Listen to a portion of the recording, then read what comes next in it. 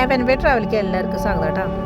നമ്മുടെ ഈശോ ജെറുസലേമിൽ ഉണ്ടാകാൻ പോകുന്ന നാശത്തെക്കുറിച്ച് ആലോചിച്ച് കണ്ണുനീർ പൊഴിച്ച ഒരു സ്ഥലമാണിത്. ആ സ്ഥലത്താണ് ഇവർ ദേവാലയം പണിതിരിക്കുന്നത്. കണ്ണുനീരൊഴുക്കി എന്ന് പറയുന്നത് അത്രത്തോളം വിഷമിച്ചു എന്ന് പറയുന്നത് അത് ഇവിടെ ഇരുന്നുകൊണ്ടാണ്. ഓക്കെ,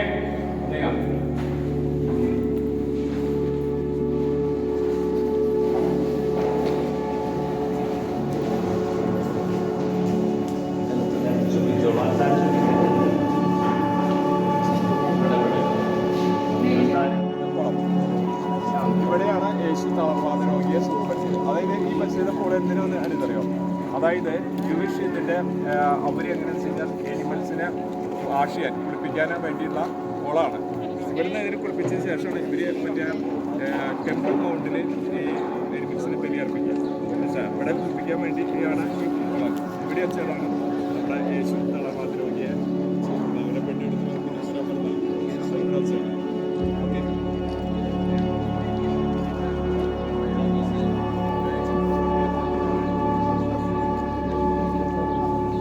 രണ്ട് സെക്ഷനായി വലിയ പഴക്കമുള്ള മരങ്ങളാണിത്.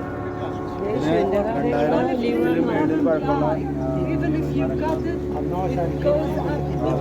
അവസാനിക്ക് ഇതിലും ഇവിടെയൊക്കെയുള്ള ചിലരുണ്ട്. പക്ഷേ